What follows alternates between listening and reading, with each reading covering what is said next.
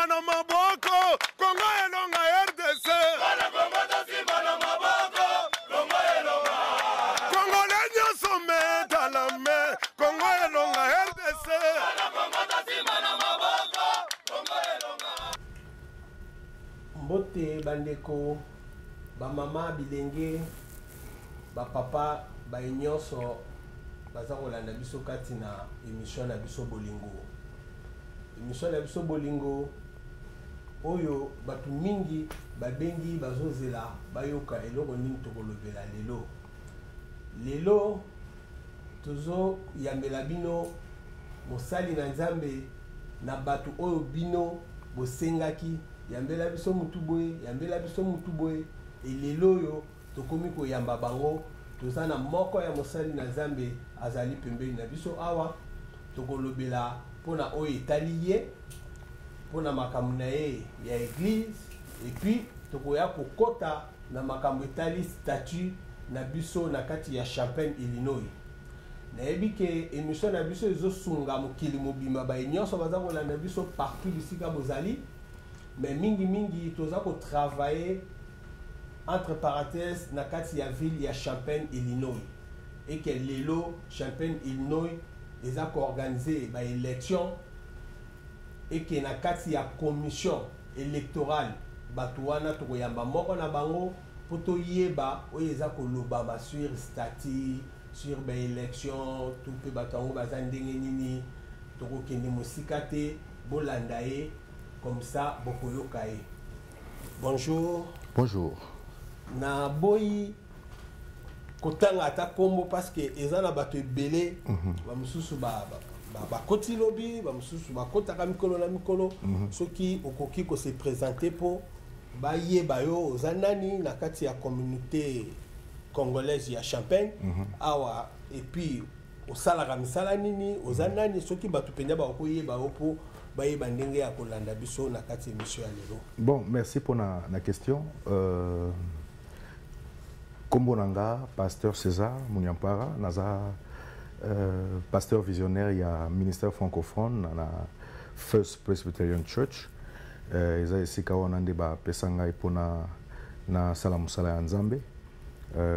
Nazawa déjà, ça fait plus de 7 ans que je suis ici à Champaign et je me suis rendu compte que plus Nazovanda, plus Champaign, Nazokoma ville nangai, ou peut-être que nako silisa parcours nanga na seamoyo et de plus en plus na komiko linga ville wana makasi et je veux même te faire rire.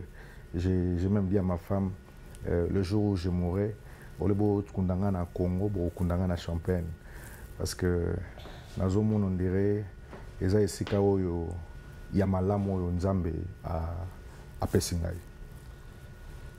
Ah, mukolo susu ata soki na botika bino bokundanga na Champaign wane lobi pasteur César na lingaki ye moko a se présenter ndenge a se présenter wana po boyoka ye pasteur César tokokende musika te to bandana na mwa question na biso ya liboso oyo ilingi batu balingi bayeba est-ce que réellement omi bengi pasteur oza pasteur pasteur pour lobby babengaki yo berger mais lelo babengi yo pasteur est-ce que ça na parcours moko sali parce que toyebi que bon au sali 7 ans bien sûr mais au landeli quand même nzela ndenge sengeli po lelo to ko benga yo pasteur.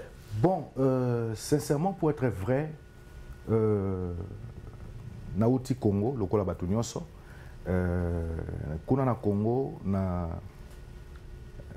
zalaki mwana Nzambe mais na bandaye ko salela Nzambe te. Kuna na Congo nazaki au contraire parmi bato bandaye ko soutenir financièrement œuvre ya Nzambe. Wana histoire na nga moke. Mais nazoye batango na komi ko bomisa voyage te mais na komaki na pembeni ya ko voyager mon sali moko ya Nzambe a lobela ki ngai boy directement que na ko place nazo kende ayeba ki te place nazo kende abisinga kaka ndeko aza pembo yo Nzambe azobisanga place okokende osalela ye moni ba message mususu tozorango kaka la légère mais aujourd'hui je me suis rendu compte que ezalaki vraiment liloba Nzambe message Nzambe apesa ngai tant on a komaki awa nazalaki na idée te que ya ko sa musala Nzambe nga naza juriste de formation. Naza na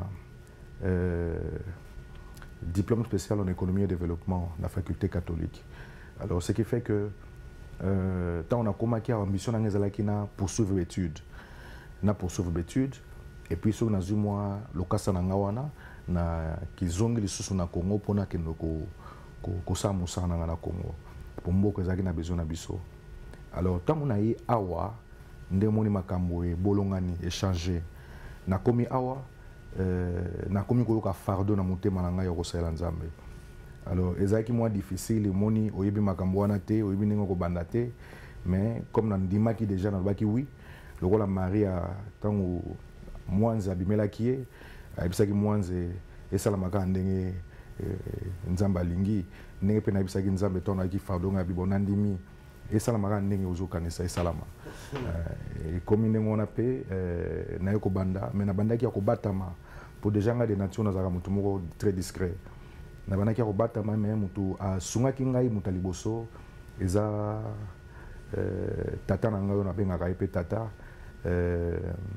pasteur Guy ye motu asungaki ngai motu ya liboso na Champagne atelemaki asimbi micro na ye devant une multitude de gens ezalaki na église jour moko tokoyaki kokunda ndeko moko mokolo wana nde pasteur Guy abengaki nga kombo ya berger même nga moko nayaki surpris na tuni mais berger yango elakisi nini ekamwisaki nga makasi.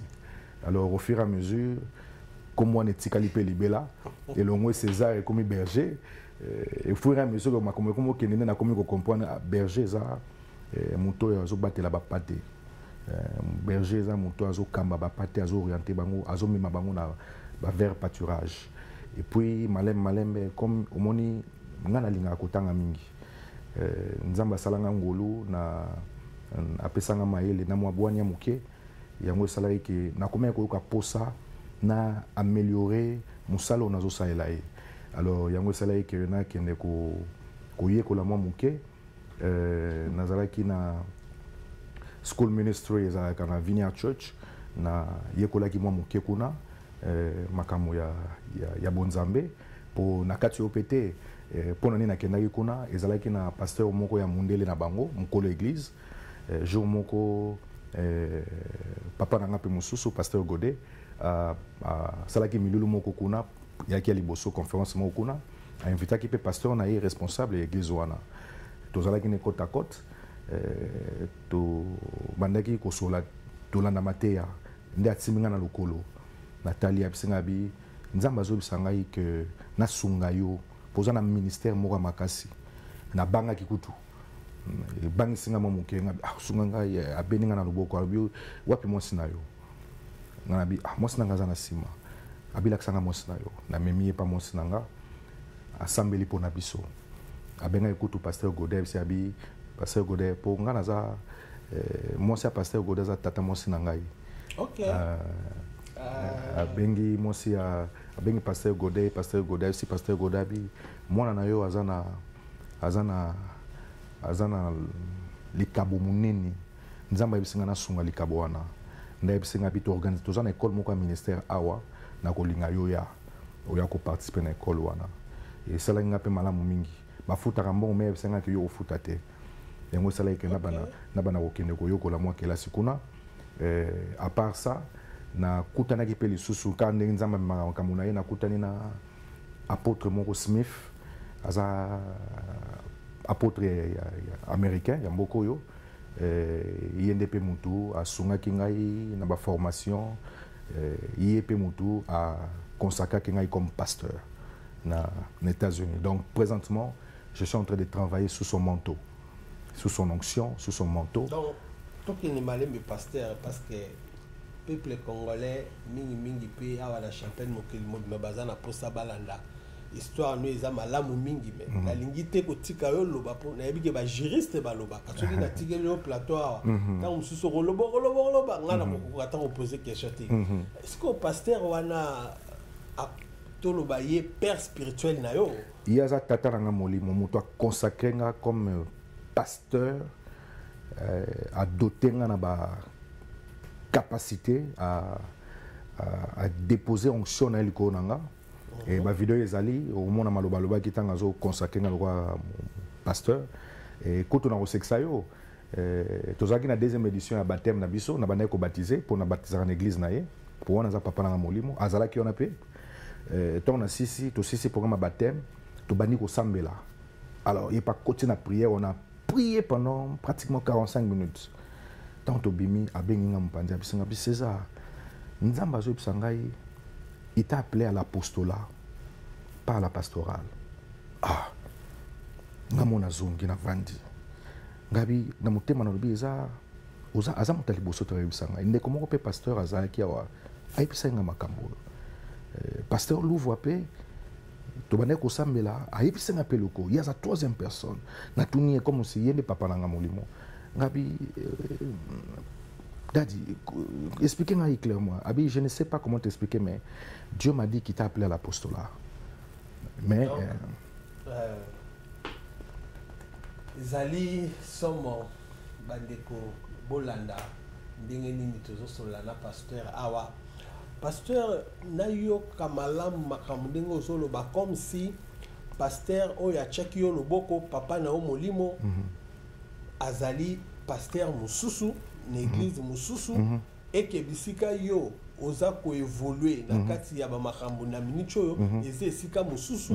Bon, est-ce que et puis place yo wuta obeti li solo ya pasteur moko a lobake mboka oyo ya Champagne ezali mboka malamu mboka ya basanto na kati ya Champagne ozalaka pe kuna siko pasteur outa kuna oye kotoyo oke kozwa baptême kotoyo et puis bacheo loboko komi pasteur ozo sala kindumba kati na liloba na Nzambe to ozo sala kaka kenon ozo lukesika nini yo il faut se retrouver pour faire na lingi na apporter moi précision na lingi na apporter précision en fait nazo baptême na Congo muta pesanga baptême azali pasteur José Boukassa yi muta baptisanga azape vivant pour faut que le makamna ba preuve nyonso ezali aza vivant et puis tant na yaki yawa na wanga na raté na lobarango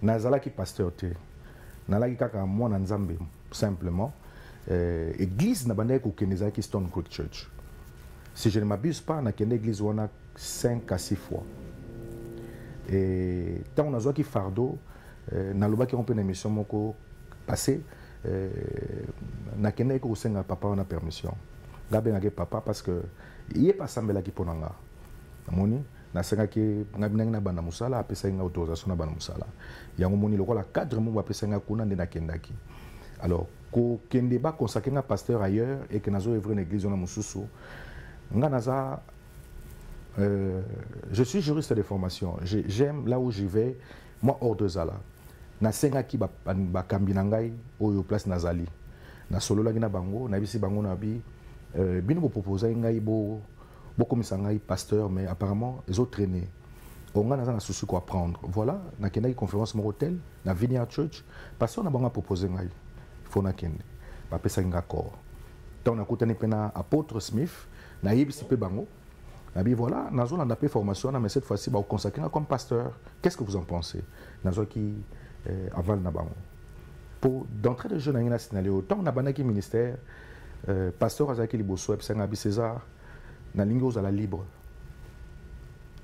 salam salamo librement mais tout en respectant le nombre et église na biso lingos à la libre na yebi que séminaire moko salima ke panayo oyambaka pasteur mo ya utaki Charlotte pasteur Freddy Chembo olanda biso na pesi bambote mingi bisika azali alobaka ngo kati olobi bato bazana kati Champagne azo senti option moko boye mais azo senga na bino bomeka ko pasola banzela a ne pas kolanda batu mususu wana surtout bandeko na biso mususu wana boko bimate donc il faut bo luka moyen moko bo créer ba église bo kende bo ça donc peut-être ekokoza la moko ya ba raison oyo ozo bunda de sorte que yo peut se retrouver sika mususu bon côté wana problème ezate okoki ko le belango mais mingi problème otozo le belao ezali que esika yo zali sikoyo ce qui est à solo yondo ko préciser peuple congolais Zolanda ce qui est à solo te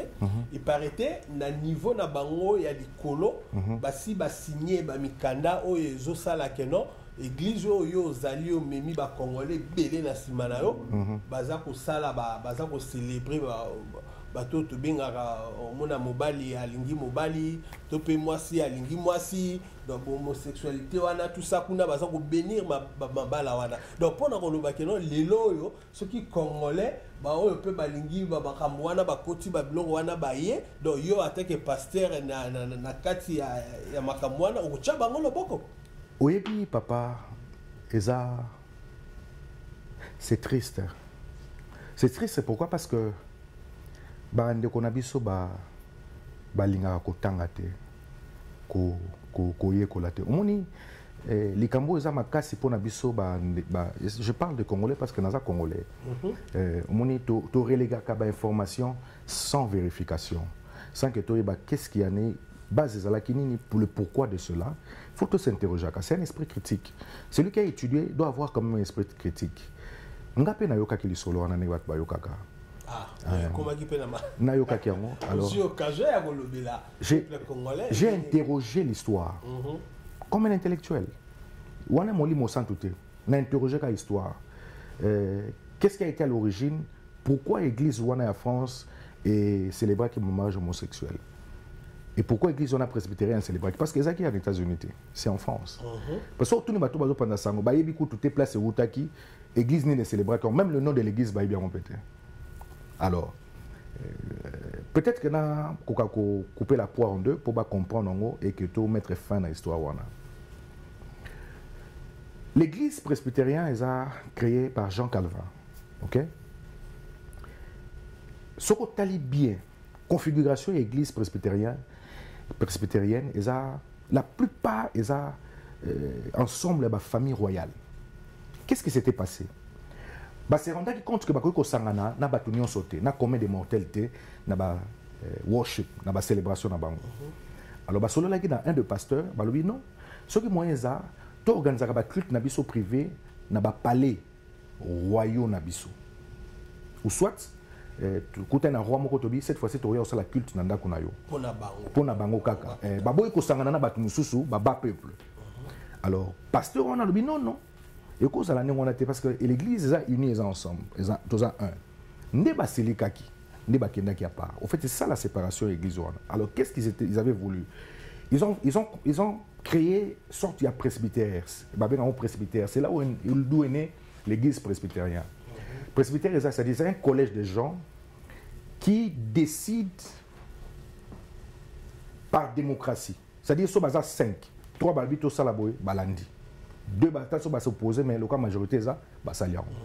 Et c'est ce qui se passe dans l'église presbytérienne. Au moins, le cas en Champagne. L'église presbytérienne en Champagne ou en Urbana, ce sont deux structures différentes. Chaque église a une organisation, chaque église a sa propre règle, propre règlement. Ils n'obtiennent pas de loi au-dessus. C'est vrai qu'il y a un presbytère général, mais ce presbytère général donne son avis. Vous comprenez? Mais la décision est où takana, chaque église a un presbytère, il y a un point de vue. Alors, dans notre église, au Ezaliawa, on ne peut pas célébrer le mariage homosexuel. Parce que ça a été décidé ainsi. Il y a les textes qui sont là. Oui, le bac est koki jamais qu'on célébrer genre un mariage. Donc, na kokata ote pour na yo bisika yo zali na minicho yo et loko wana ekoki ko salema te jamais de la vie. Le texte c'est ça règlement ezali.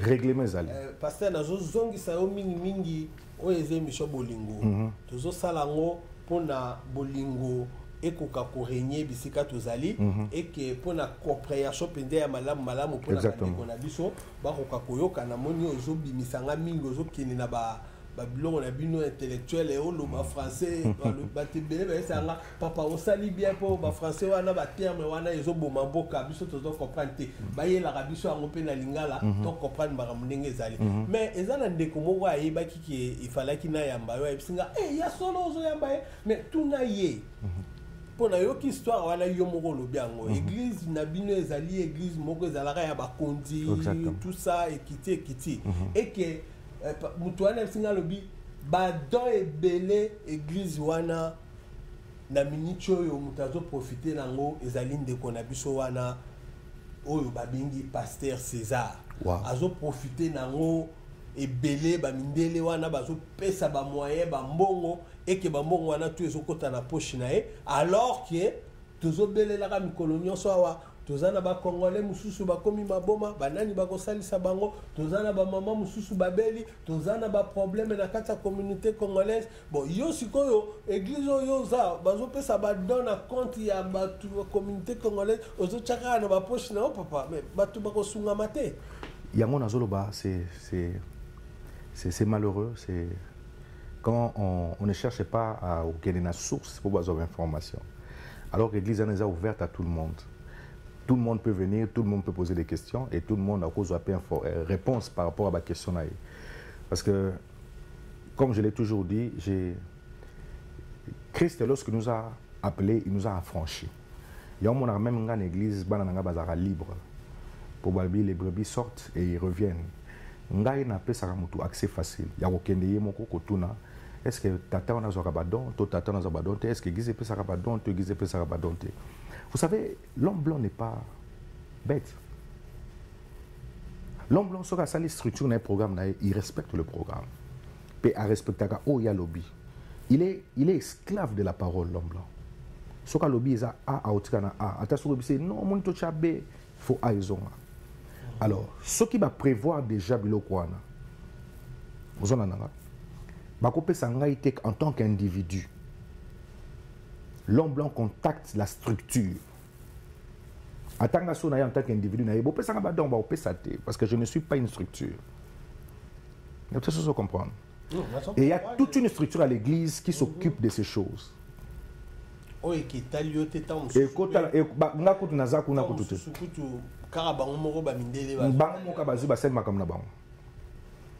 Mais si quand on a une question parce que aux amos les lignes d'Anzambe, bandeko na joué sabino que to boite to zana ba pasteur oyo ba umela ba ne belé ba salela ba salara donc makambe belé ba ba pasteur ya kala mais bobo sanate que il faut peut-être zora ba pasteur ya sikao ba zokota le pasteur a sali ba ne na e a sali donc il faut beau sentir que même technologie à kala kutu bozo bois qui ça bozo linga technologie à sika et lelo yo tant ba pasteur à sika bazo ya ba musu osa net kara ba boudé parce que aza pasteur à sika mais okoma kala ndenge ni soko bandaki sikati mais pasteur tikana tuna o mutuna moko awa tozana eloko moko etamoli na ba réseaux sociaux awa na cadre kaka ya ba pasteur kaka keno pasteur moko abimisaki vision dibosse lobama ki prophétie na kati ya Champagne que tozana banganga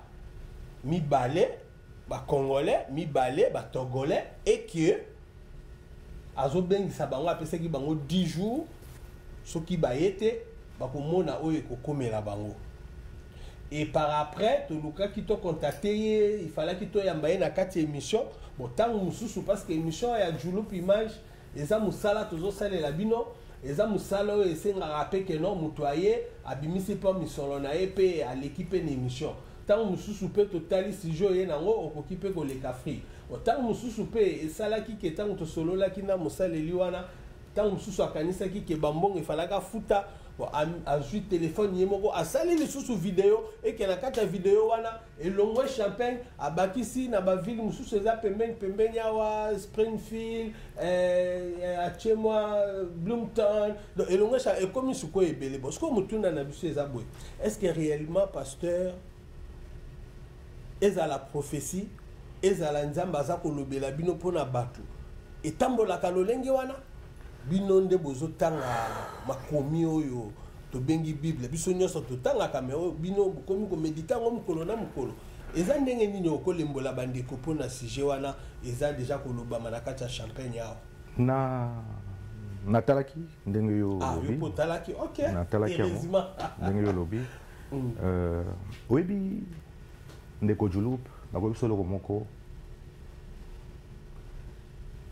soki église ezotambola malamu te je verrai encore très loin kolobake mboka na biso ezotambola malamu te eza problème ya croyance tozondimela nini mpe tozondimela nani omoni nzambe na biso eloko ya liboso ase préoccupaka nango eza baprière na biso te eza bajeune na biso te eloko ya liboso nzambe soki atali biso bana na ye ase préoccupaka na kondima na biso po bible elobi car il a tant aimé le monde omoni e mwana na ye aye ya liboso e alobi moto akondimela ye abi quiconque croit en lui nde akobika. Est-ce que vous comprenez là? Donc pour nzambe préoccupation na ya liboso pota la biso eza kondima na biso. Mais malheureusement oyo tozoko assister comme enseignement comme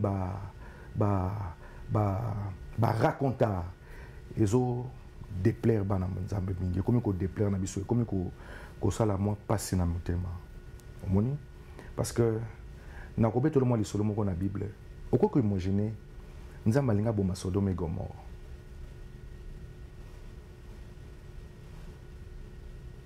abisi na ko sala loko te sanke na ibisa Abraham muninga na ngai Abraham akomo bondela ye soki eza ta 50 abina kotika ozomona nzambe a décidé boma mais azoluka ata ne fils que moko ata mibale po atika mais natali ndeko na ngai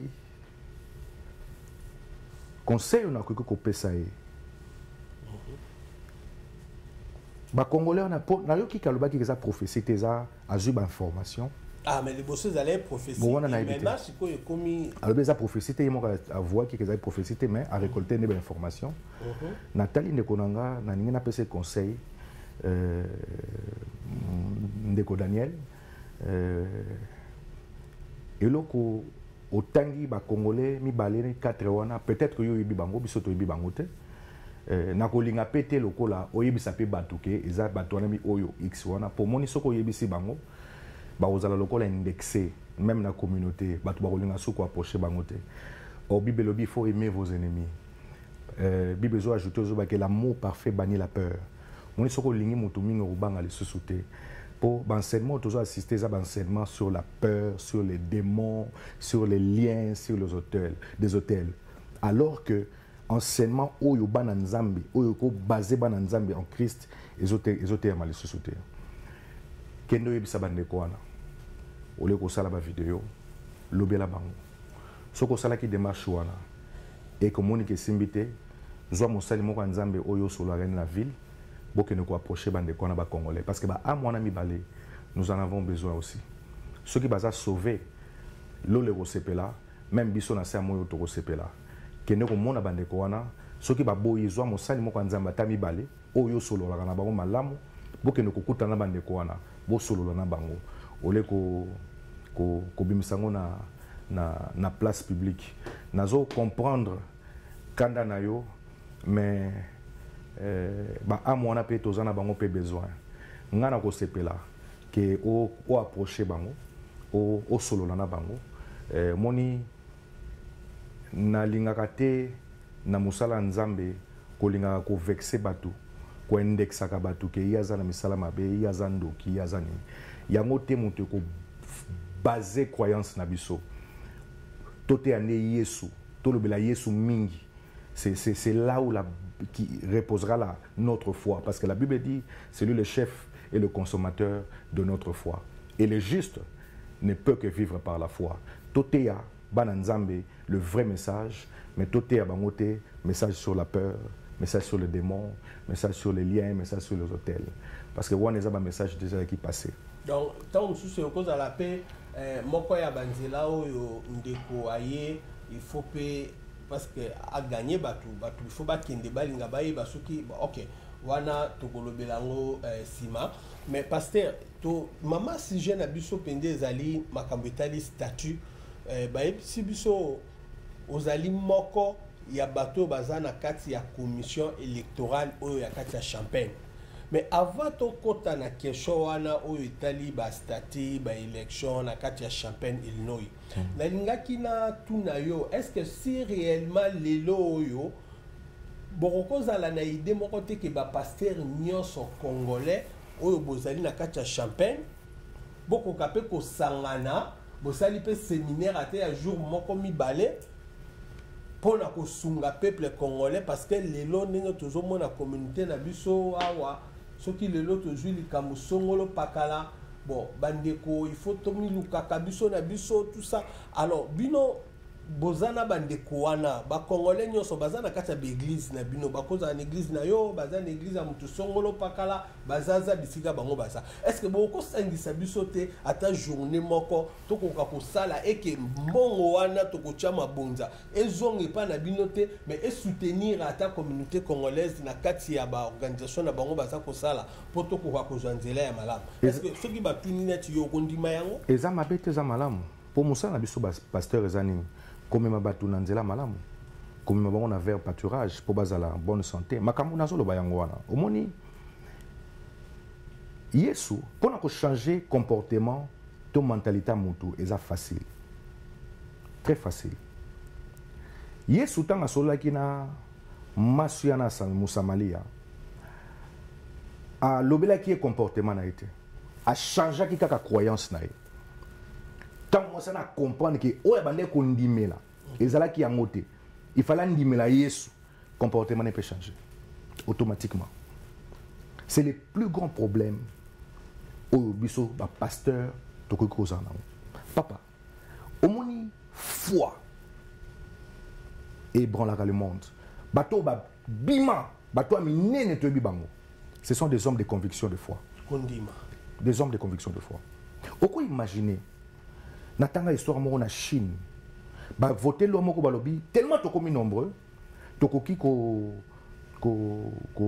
bandasiko ko incinérer bato alors ça na bato ba nimela nirvana c'est-à-dire incarnation tant ba ki lo na ba votango ko eko za l'appliquer avant après 2 ans bato musu mami bomi donc foi na ye a placer en place on a quelle force c'est ce qui manque na l'église pe na communauté na biso.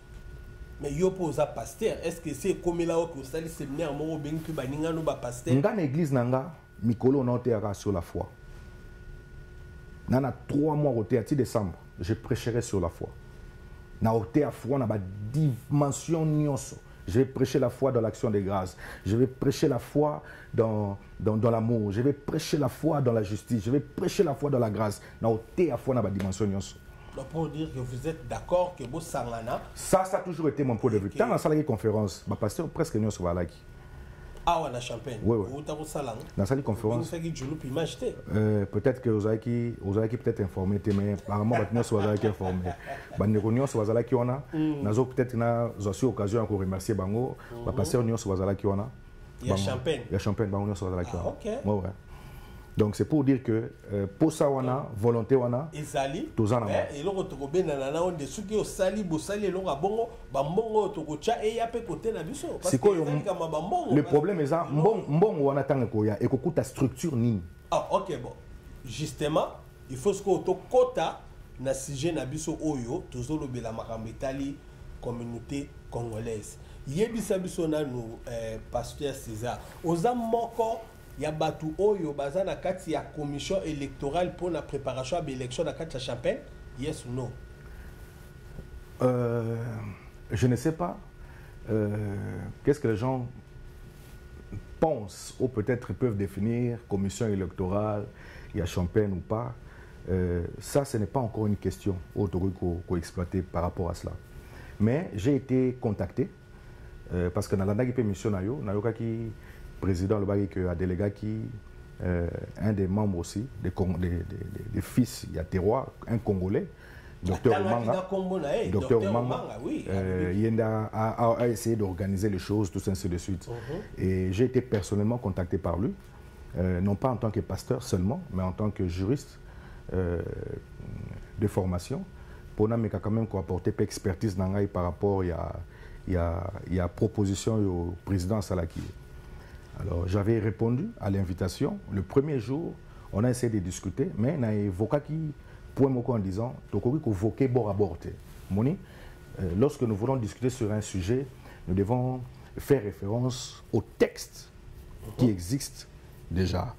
Alors, comme ce jour-là, on n'avait pas le texte, on s'était dit, bon, nous devons ajourner la réunion parce que tout ça, le texte était, on ne sait rien dit par rapport à ça. Et les bien-aimés aussi, Bazala Kébélé, mais quand il peut ça point de vue par rapport à cela.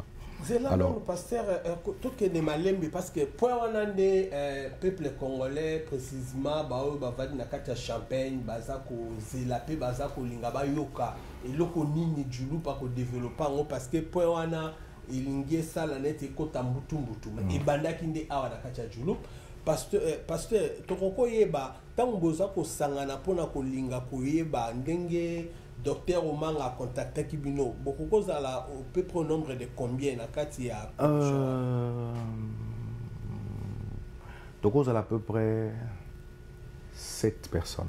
7 personnes? Je crois 7 personnes. Et puis bah fonction à bateau bazakuna misala basi basala na mboka ta mususu pe est-ce que bozana ba la plupart ba juristes.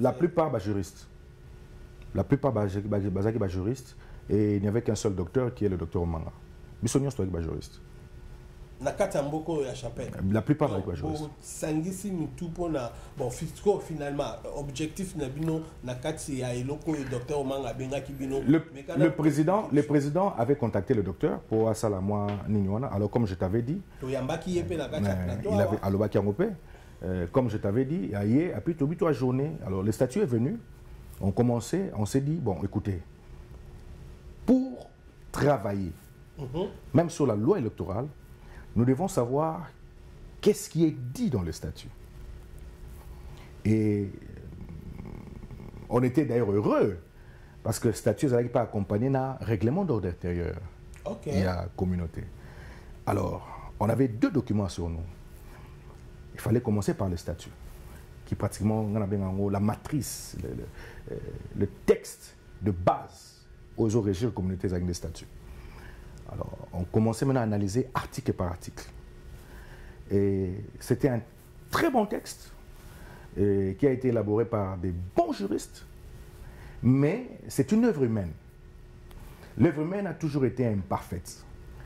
C'est pourquoi il y a toujours des amendements. Donc, Moto a s'opposé à un amendement et ça, Moto a l'ingara archaïque. Tu vois? Alors, même si nous devons élaborer une loi, cette loi doit être conforme et adaptée aux réalités d'aujourd'hui. C'est comme ça qu'on essaie de réfléchir, n'est-ce pas? Alors, la réalité au statut Salamaki il y a 10 ans passés ne sont plus les mêmes. De 1, le Congolais va comme belé. Ok? De 2, on a beaucoup d'intellectuels actuellement. Excusez-moi, papa. Alors, du point de vue d'abord démographique, on s'est dit il est impérieux pour nous d'apporter certains amendements par rapport au statut. Et c'est ce qui a été fait. Donc, tout ce qui est malam pour la compréhension, il y a d'abord, avant de tout question, est-ce que tu as vu docteur Omanga, tu as vu déjà pasteur César, est-ce que tu as vu Non, ça sera une surprise. Vous n'êtes pas obligé de les connaître. Parce que ça là pour Namboka, ça là pour la communauté congolaise, il y a Champagne. Ils ont m'abêté parce que ça là cache alors. Et ça cache c'est parce que le président est au courant, le président sait. Et là bon le président est au courant. Et là cache bon, n'a pas une cité parce que bango ne ba délégué nga naloba en leur nom. Ah mais il faut leur dire, non. Il faut nous parler. C'est-à-dire quand je suis venu en tant que pasteur Et en tant que délégué, il y a structure wana au président Sengaki biso nazo continuer pour répéter au président Sengaki et Salama pour et apporter quand même certains correctifs. Bandeko baza juriste au baza suffisamment rodé ndé bazo traiter dossier wana. Mais aussi ici na biso déjà texte c'est là déjà avec nos amendements. Alors objectif na c'est avec ici que le président y a to proposer à convoquer l'Assemblée générale, selon l'esprit à statut. Donc, statut, Tolandi, et Pesaki Mambutu na ba réseaux sociaux par rapport à Ndenge Makambango et Zolobila, parce que ça travail y a intellectuel. Donc, vous avez la élite na kati yamboka na biso Champagne, Illinois, Awa. Est-ce que réellement, à tel que ba élite au bino boye et que ba mususu pe bazalaka beaucoup déjà statut na katanzela boye bolobino wana ezapende l'autre côté basale l'autre côté ils n'ont pas eu le temps de travailler sur ça tout comme ça boye bobetiango sabo alors bolobino bino bolingi boya bosala oya bino statut pour bopesango président akoka kopesa peuple congolais. Oui, Djoloub, ce n'est pas élégant. Ce n'est pas élégant de nier un travail intellectuel Yamutu. C'est pas élégant. C'est là où nous, on ne comprend rien. Ce n'est pas des bonnes guerres. Tu vois, quand ceux qui ont moi maturité, moi sagesse, tu vois, c'est ce qui est déplorable. Les gens se fient au racontard. Et puis, et pire encore, ce sont des intellectuels qui acceptent ces racontards. C'est pourquoi j'ai dit que ce n'est pas élégant. Je l'ai dit tantôt, le texte a été rédigé par des juristes, des juristes qui étaient en fonction. Et c'est un très bon texte. Mais seulement, comme Nabisio, seulement, il faut qu'on apporte des amendements selon la PSK du point de vue démographique. Ça c'est clair, ça doit s'offrir des amendements. Ça, c'est clair du point de vue démographique. Parlez au moins aux Congolais, vous parlez d'amendements, Nous voulons qu'on... Parce que tant que nous avons des amendements, on peut nous dire Nazo, nous avons des difficultés au limbo na lingala. Mais ce qui est vrai, Nago Kopesa Bandaki Sebele, du Nazo, Coca-Cola na lingala moko facilité. Même du point de vue de la forme et la statut, tous mona ezana ba répétitif belé. Omoni ba répétition ezé belé na statut. Ça c'est de 1. De 2, tous mona ba terme mususu za utiliser na statut eza ba terme moko je dirais ce sont des bons termes mais ils ont prêté à confusion. Exemple? On a texte au quelque part comité directeur, comité de gestion. Nous sommes dit, du point de vue à forme, nous nous sommes dit, le terme est passif. Il faut des mots d'action. On comprend. Je dis, au lieu de parler de gestion, on dit, pourquoi on ne dit pas comité exécutif? Tu vois, l'exécution, c'est un terme d'action. On sent qu'il y a la vie dans le texte. Donc, il y a une certaine amélioration de la statut. Pour améliorer, voilà. Exactement. Et maintenant, le bino bossi bosali, on que bossi c'est na musala na bino. Et le kosko ni nango est bloqué makambo pona peuple congolais a baé minga lobi mais tous a besoin de l'élection. C'est quoi yo? Bon tu les là singa musala. Mais papi Djoloub, mais babenga batu to telemo wana bakadinda batelemi balobi yo olingaka nani ale batu tout bakene na sima batu na bango to yebi ke oyo azana 5 oyo azana 10 makampe sili mais bon mais babiso bablo mo boye. C'est quoi yo moni? Je suis d'abord pasteur. Je ne suis pas venu pour Naloba Lukuta. Moi je ne vais pas faire la politique. Je dois dire la vérité. Nous avons été saisis par le docteur qui, lui, a été contacté par le président. Donc, aussi, c'est Moussala. Tout ça, l'amendement, il y a statut, il y a règlement de l'intérieur. On s'est dit, nous avons fini le travail. Comme le président nous avait demandé de faire, le travail est fini, il faut l'appeler maintenant pour tout ça les rapports de ce qui a été fait. Ok. Tobengi président. Président Andimaki. On souhaiterait que y ait mon côté où il y a une équipe nayo. Vous comprenez? Parce que même l'amendement dans la PCPT, on a PSK sur le plan de forme, la côte n'a fonté. Moni na ko PCP ba monument to côté ici dans le fond. Mais tikana limbolo na mutuna au pesinga yona. Tobengi président. OK nakoya. Le jour suivant, je crois la nuit même de ce jour-là, le président a tenu lettre, note, un message, un téléphone, a tenu le docteur. Le docteur a transféré les bisognosos. Réponse n'a eu. Alors, non. Na siégé dans le comité nanga. Le comité nanga est décidé. Moi, il y a exacté parce que vous saisir la lettre officielle. Je dis, ah bon? Voilà, président et la communauté congolaise, il y a Champagne. Il y a Champagne. Le docteur a transféré son message. Alors, on s'est appelé. Je dis, mais ah bon? Alors, nous ne sommes pas quand même des idiots. Nous en comprenons, papa. Le principe du parallélisme de forme, ils ont exigé que nous bébélé. Nous avons été saisis par voie verbale. Ok? Tu nous as saisis par voie verbale et toi, tu nous exiges une lettre pour vous saisir. Alors que toi, tu es venu nous saisir verbalement. L'élégance exige quoi? Que nous devons aussi te saisir verbalement. C'est ça le principe. Est-ce que vous comprenez, papa? C'est des bonnes guerres. C'est des bonnes guerres. Alors, tu connais l'indéco. Alors, ce que tous on a nos côtés, lettre officielle. Quels sont les critères que lettre en est à l'officiel? Il y a caractère officiel. Quels sont ces critères? Comme tous les juristes, on a interrogé les statuts. Tous les juristes. Parce qu'ils parlent de la lettre officielle. Alors, les critères du caractère officiel, on s'est dit peut-être que on n'avait pas très bien lu les statuts, tu as interrogé ces statuts par rapport à ce caractère officiel. Parce que l'habitude saisi dans la lettre officielle. Tu as interrogé les statuts, on n'a rien vu. Le droit nous exige, lorsque la loi est silencieuse, il faut interroger d'autres principes généraux de droit. On a un terme de du droit. Tu as interrogé le règlement d'ordre intérieur parce qu'on n'avait que deux documents, deux bases légaux. Le règlement est silencieux par rapport à cela. On se dit, mais qu'est-ce qu'il entend alors lui par lettre officielle?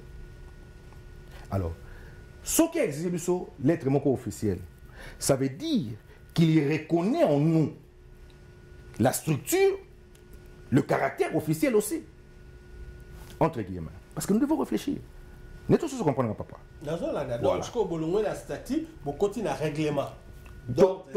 Totali, n'est président le lettre officielle. Tonto yeba. Pour tout ça, peut-être que nous découvert que moi un 6 ou un statut que voilà pour tout ça la boyer, voilà il faut boyer tout ce qui est requis. Mais on n'a pas vu ça. Total le règlement est zappé. Tout ça mon yango pété. Alors tu dis mais ce qui a lobby que to commelé par une lettre officielle, ça veut dire que à reconnaître peu structure na biso pe eza officielle. Ne peut que rédiger la lettre officielle une structure officielle, non? Ok. N'est-ce pas ce que vous comprenez? Oui, ceux qui vous moniguent à comprendre dans le sens où vous avez... Attends, papa, tu as toujours évolué. On a besoin de toujours réfléchir. Pour le lettre officielle, le mot est là. Je peux même vous montrer lettre dans Komagi. Vous comprenez? Alors, ce que vous reconnaître notre officiel ou pas dans ça veut dire que vous reconnaître une structure officielle. Ce n'est pas une structure officieuse. Allez-y. Tout me met un raisonnement, un raisonnement. Mais c'est ce qui n'a pas été fait. On s'est dit, par élégance, le quoi a saisi verbalement, mais c'est plutôt saisi verbalement. Alors le frère a répondu, a dit non, excusez-moi, n'a vendredi, avec mon équipe, pour discuter, pour mettre les points sur les i, on est d'accord, on vient à vendredi. Le vendredi n'est pas venu. Vendredi non plus, a pété. Deuxième rendez-vous, a été. Alors on s'est dit, écoutez, on a donné notre meilleur de nous-mêmes. On a, comme je dirais, saupoudré sur notre intelligence. Nous avons fermé nos clics et nos claques. Avec toujours amour, et le souci que la communauté est de l'avant et réussir. Parce que l'objectif est là que tu as président, voici nos amendements, convoque l'Assemblée générale afin que Batouba approuve l'amendement. Nous sommes prêts. Il y a qu'au présentant devant l'Assemblée, voilà si les amendements sont d'accord. Ok, s'ils ne sont pas d'accord, on garde le même statut. Mais l'Imisangaï Mouké na toute la question sur l'Assemblée générale. Est-ce que il faut travailler statut pour améliorer l'Assemblée générale ou on peut seulement pour l'Assemblée générale, population appelle Sabino selon le texte du statut, non, il faut convoquer l'Assemblée générale a approuvé l'amendement autour de voilà. Selon le texte du statut Ezali. Parce qu'il faut tous les esclaves. Après avoir non, ce qui tu as apporté amendement et que l'Assemblée générale a animé amendement et l'équipe, en ce moment, est-ce que tu as préparé l'élection? À commencer par voter ou comment? Non, nous allons. Parce que la loi électorale existe aussi. On a tout le monde qui a voté. Il faut qu'on étudie aussi la loi électorale. Il y a quand même RDCT qui est beaucoup de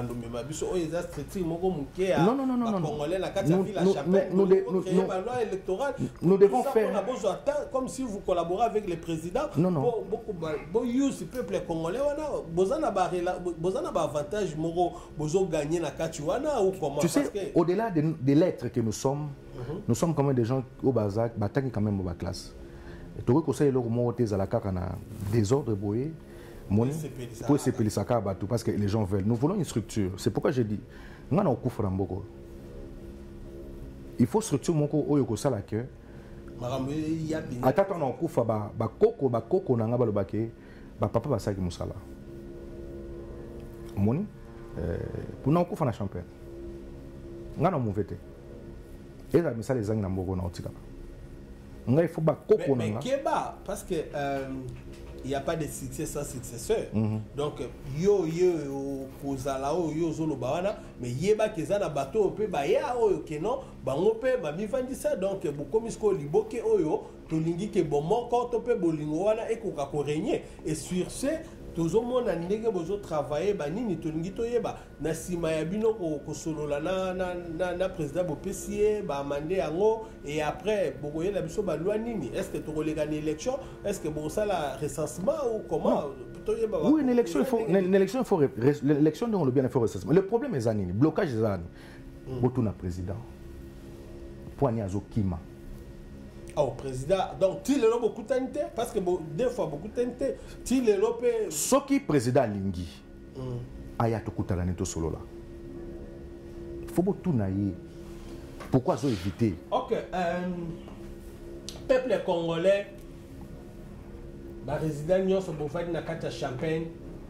eza ya kochama ina munorote message oyo ewute pa ya moko bazo travailler pour na kolinga ndenge nini élection esali manandenge singeli to yambaki pe président awa soki bolandi na émission na biso eutaki koleka to solola ki na président masolo oyo babengi élection bon na kati ya masolo to solola ki na président to zui ba message o bandeko belé ba réagir pour dire que non entre autres balobi mais tozana pouvoir mo le kaki pouvoir wane les cas qui ba honora qui a monté et que bango ba jouer pouvoir au président ya biso ya siko ya zali ba jouer en opeka na ninga mayuya alors ba ebisinga balobi mais bango ba sala ki lettre moko ba canceller ba biloko entre autres social boye ba rango ke tozalaka na social ya communauté oyo ezali ba ebisinga ke tozalaka na social wana ebimisaka ba don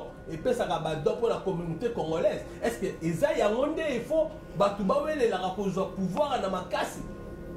Bon, balobi que Eza na badomo ko Eza la wana o nan to comprendre te que non congolais faye baké bisika nyoso yo za congolais ozolala nini faut la muka parce que o tozo solo la ezali makambu ya Champagne Illinois. Yo vani na kati ya Champagne. Intéresse-toi na babilo toza koloba. Il faut qu'on lande émission. Il faut qu'on linga koyeba. Bon lelo yo commission oyo il faut ba solo na président pour bailler la biso ba résolution pour na makambo etali bonne marche na kati ya Champaign Illinois.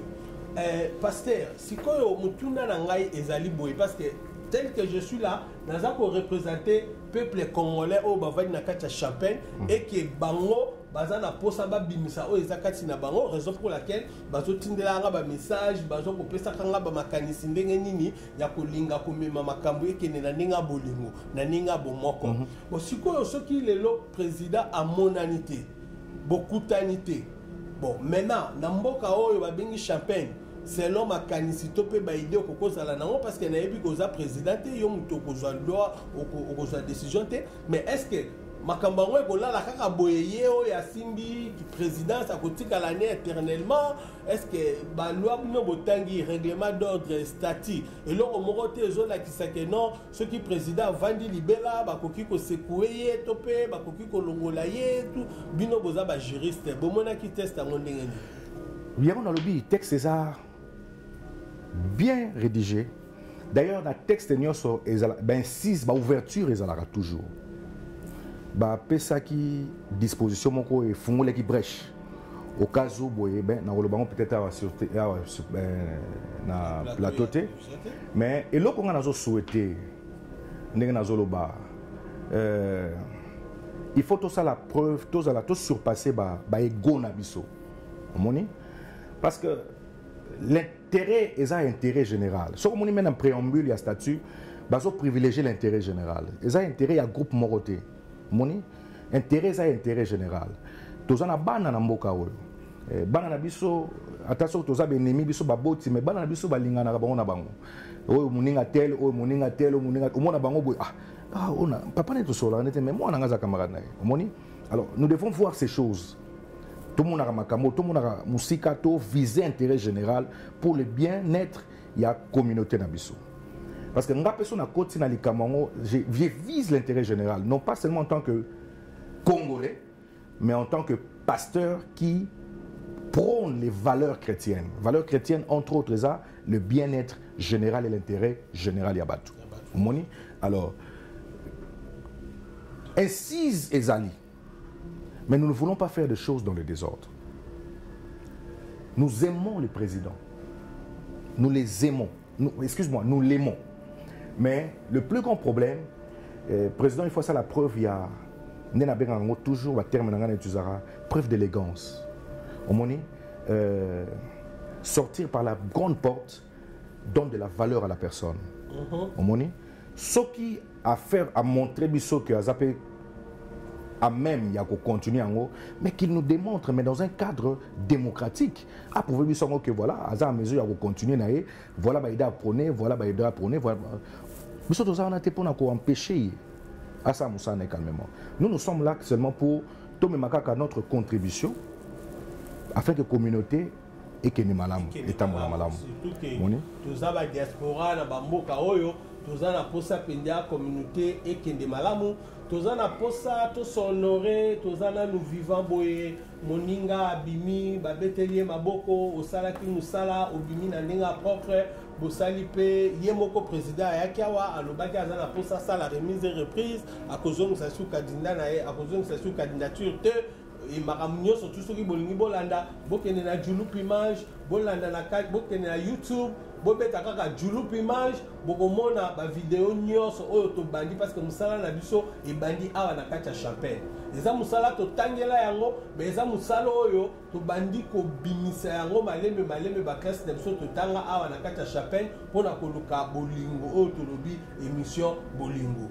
Alors maintenant pasteur César to komo keni na kosukisa eza na message oyo la saki pona kobenga ona kati émission bandeko balobi pasteur César azali na eloko moko ekokaki kosunga peuple congolais na kati ya Champaign parce que eloko wana olobeli yango te eke batu pe bakolinga bayeba coopérative moko za nango to pe association eloko ni nango za nango juste oyo ekokosala ke no peuple congolais pe akoka komisunga na kati. Avant de répondre Jolo na rolingana na fungola moi parenthèse moko ce qu'on peut permettre parce que nous avons un plateau. J'aimerais que la caméra est fixée là. J'ai lu un message, il y a mon aîné, mon condi chef, Claude Chomongo, un aîné que j'apprécie beaucoup. D'ailleurs, il me suivra aussi dans l'émission. Laissez-moi conseil pour. C'est vrai que j'ai l'habitude de faire un conseil, mais au moins ça va vous permettre de conseiller dans l'émission tout ça là. Cher René, j'ai lu le message sur Facebook. J'ai été vraiment touché, scandalisé par rapport à cela. Au moins, comme je l'ai toujours dit, nous devons privilégier l'intérêt général. Il y a tout ça là. On sait lire, on sait voir la rage aux alliés dans tes écrits. Il n'y a même pas besoin que tu puisses nous faire un dessin, on avait compris. Et moi, quand j'ai lu ça, j'ai compris. Et surtout que nous avons qui Simanayo et que Nebalobaka ou Tikelibiso Nzela, tout ça, la droit. J'ai compris dans tes écrits qu'il y avait la rage, il y avait la haine. Et ce qui m'avait vraiment choqué, frappé, et que Bimisiango vraiment sur la place publique, dans Facebook, ça dérangeait même nos sensibilités intellectuelles. Alors pour ça, j'aimerais vraiment, grand frère, avec la main dans ma poitrine, ce qui va supprimer, ça va vraiment être une très bonne chose de ta part. Parce que tu n'es pas ennemi de quiconque. Et je ne pense pas que Rosala est ennemi à Batou. Ngale Kinayo, Nengeyoye Bisaranga, Naoyo Rosala est ennemi à Moutouté. Tu te rappelleras encore, tu as Walmart, tu m'as beaucoup conseillé. Alors, ce que vous avez conseillé, que nous avons mais comment grand frère il peut se faire des ennemis comme ça? Grand frère, par modestie, par politesse, ce que vous avez vraiment preuve de maturité, parce que je sais que tu es vraiment mature au Kolongolango, et puis on pourra peut-être s'appeler, même par téléphone, et de face à face, de commun accord au Vandi, qu'on en discute et qu'on puisse enterrer la hache de la guerre. En fait, c'est le message que je voulais apporter aux gens. Voilà. Merci beaucoup, Pasteur Tokomi Nasuka. Vraiment, il faut le bilamouké pour la coopérative Yozanango. Il faut un message fort au PC. Bisogno surtout dans la Rababilo Rwanda. Tokosenga na peuple congolais. Binonyo so bozota la biso bozana kata chapelle loi. To yebi ke na kati ya histoire ya mboka oyo ya chapelle eza momo moko boye ba minduke bima elobata. C'est un amour lobi minduke bimarawa et que ba minduke la sikoyo comme si photo binisa ba minduke tété papa bocha na se minduki nyoso o ezana kata chapelle bocha ngona se tolingi tozala na bomoko tolingi tozala na bolingo en fait que tant tozomona batu mususu balingi ba monela biso en tant que étranger, à ce moment-là, na koyawa na kata julup image et na kosenga na bino bomeka kotombo la minduki afin que tu trouver solution à problème to kozala na yango. Pasteur na kanisi to komi penya na suka soko kozala na loba muke pour la coopérative na wana na zobeta sete et ce qui peut kozala na message pour na église na yo et que to koka kosukisa. Coopérative né na lobaki la fois dernière, ça a été inspiré. Nous sommes déjà en processus par rapport à cela. Mais ceci n'a pas étendre l'idée même dans la communauté. Ah, ok. Ça, c'est mon souci réel, mon souci vrai. Peut-être que la prochaine présidence, président Akoyawana n'a suggéré l'idée pour être beaucoup plus pragmatique. Biso pas na biso to kozaka $1. Mais peut-être comme communauté, tu sais, belé, cotisation, ça peut-être $5. Mais seulement, il faut qu'on ait un recensement. Qu'on ait un nombre de bateaux et qu'on explique bateaux le but, l'objectif, il y a coopérative. L'intérêt est dans le futur, ce n'est pas dans le présent. Nous nous sommes dit, peut-être dans 5 ans, on est en train d'être enregistré. Et dans 5 ans, tu vas contacter une banque. Banque va financer par rapport à mon temps pour que tu aies une coopérative, pour financer des petits projets, pour financer des classes, pour scholarship. Et puis, au fur et à mesure, tu vas une banque. Les communautés vont commencer la propre banque. C'est ça l'objectif. C'est pour laquelle na lingi vraiment que président a kozala na a gérer en haut ya mona zoloba ata soki to kufi to loba ke bana baloba oyo eza oko na biso papa na biso mais basala ki initiative wana. Voilà. Maintenant message ni nous ana ngo pona bandimi na onyo so bazolanda ona popa lelo. Message on azana ngo pona bandimi ka raté mais pour l'église de Champagne prêchons Jésus. Rien que Jésus. Ce que moni ba yekolo ya Yesu ne bandeliti na suka ya ba vina bango bateya ki bandokite bateya ki ba liente bateya ki ba démonter bateya ki ba hôtelité mais na bande la prédication na bango du début jusqu'à la fin bateya ki Yesu. Chère église, ramenons Christ à la centre. Il y a un message dans biso. Que Dieu vous bénisse.